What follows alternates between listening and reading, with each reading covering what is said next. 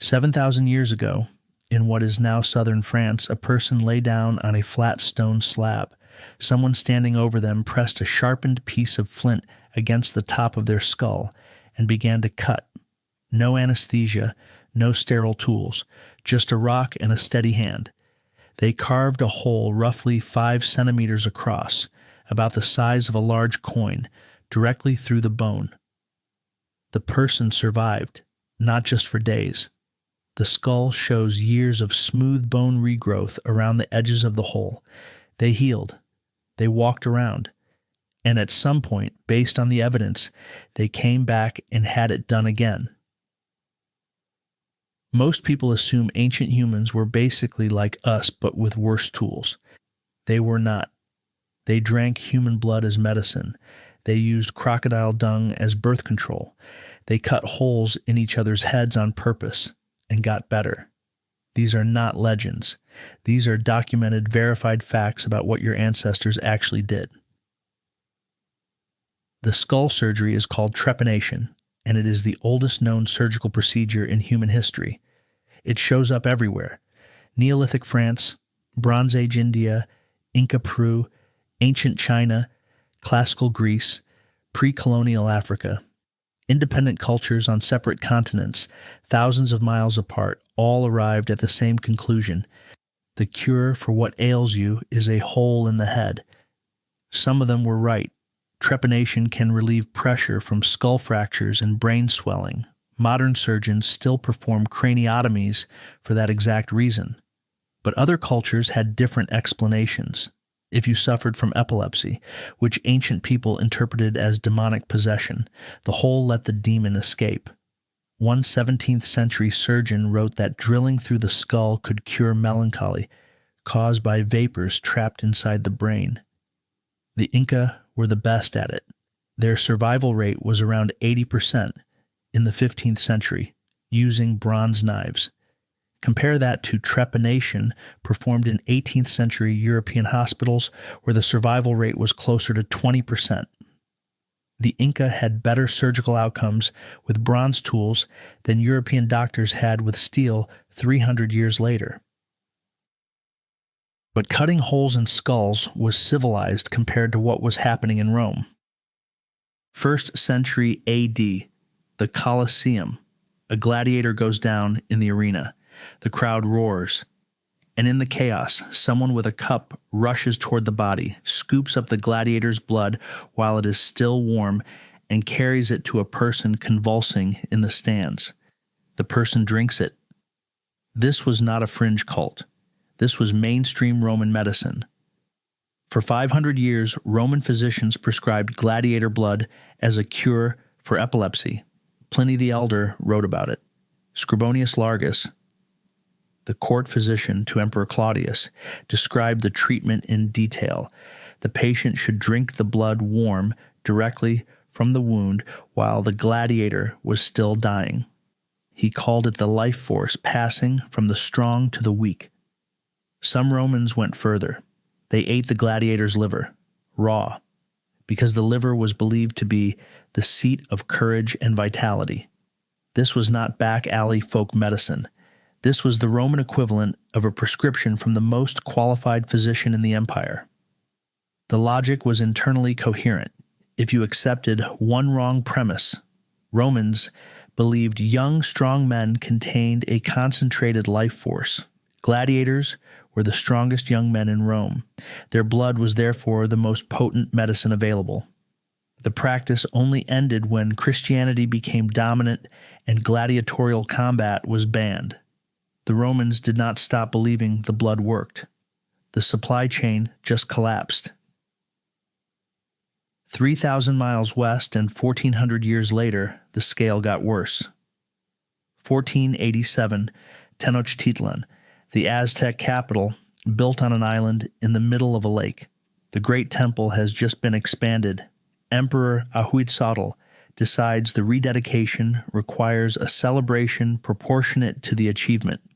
Over 4 days, according to Aztec records and multiple historical sources, approximately 80,400 people were sacrificed.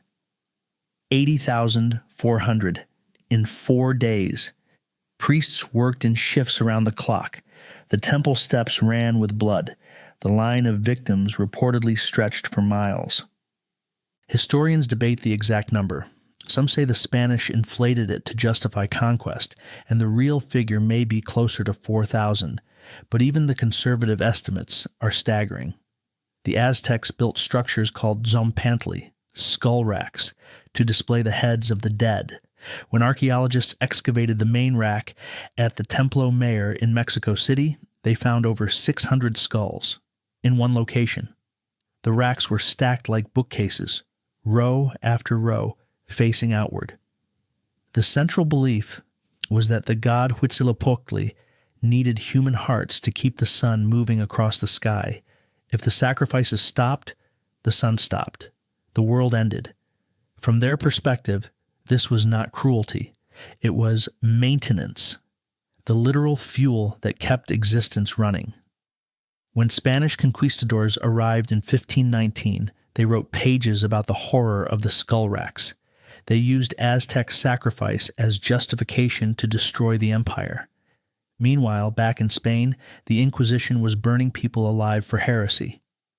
Different method, same logic, ritual killing as cosmic maintenance. But ancient medicine was not always violent. Sometimes it was just profoundly disgusting. Ancient Egypt, approximately 1850 BC. A woman consults a physician about contraception. The physician follows the Kahun Gynecological Papyrus, one of the oldest medical texts in existence, and prescribes crocodile dung, mixed with honey, used internally. The logic was not entirely wrong. Crocodile dung is slightly acidic, which could theoretically act as a spermicide. The honey was probably meant to make the substance stay in place. The Kahun Papyrus contains 17 different contraceptive prescriptions, and crocodile dung is one of the milder ones. Others involve acacia gum and fermented plant compounds that would alter internal chemistry, and modern researchers have tested acacia-based formulas from Egyptian texts and confirmed they do have spermicidal properties. The Egyptians got some things right. Crocodile dung was not one of them. 300 years after the Egyptians were mixing dung with honey, the Greeks found an even simpler solution. 2nd century AD. Soranus of Ephesus is the most respected gynecologist in the Roman Empire. His book, Gynecology, is the standard medical text on women's health for the next 1,500 years. Most of his advice is reasonable: herbs, timing, physical barriers. And then, in the middle of an otherwise serious medical passage, Soranus writes that after intercourse, the woman should hold her breath, draw her knees to her chest, and sneeze as forcefully as possible. The sneeze would expel the problem. This man was the top gynecologist in the empire. He treated the wives of emperors. He wrote the book. And his official medical recommendation, unchallenged for 1,000 years, was sneeze really hard. To be fair to Soranus, he understood the basic physics.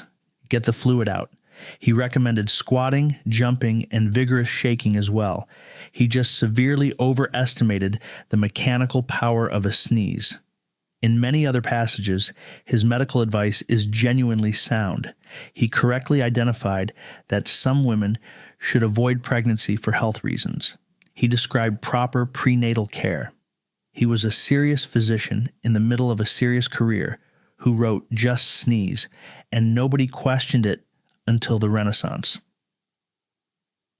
When you line these up, the instinct is to think ancient humans were primitive, less advanced, dumber. But the evidence says something else. Trepanation worked. The Inca had better survival rates than 18th century Europeans. Egyptian contraceptives made from acacia gum have real spermicidal properties. The Romans were wrong about gladiator blood, but they were right that substances in the body can treat disease. We call that immunotherapy now. The Aztec logic was internally consistent. If you believe the sun requires fuel, then not providing it is the insane choice. In 500 years, people will look back at chemotherapy, pumping poison into your body to kill the thing that is killing you, and say the same thing we say about trepanation. Every generation believes it has reached the end of the road. Nobody has. Rocks and crocodile dung, robots and radiation, same project, different tools. Next time, we are going into something that should have stayed buried, a discovery so disturbing, the archaeologists who found it tried to cover it up. Subscribe and hit the bell. BareBones, simple stories about the weirdest things that actually happened.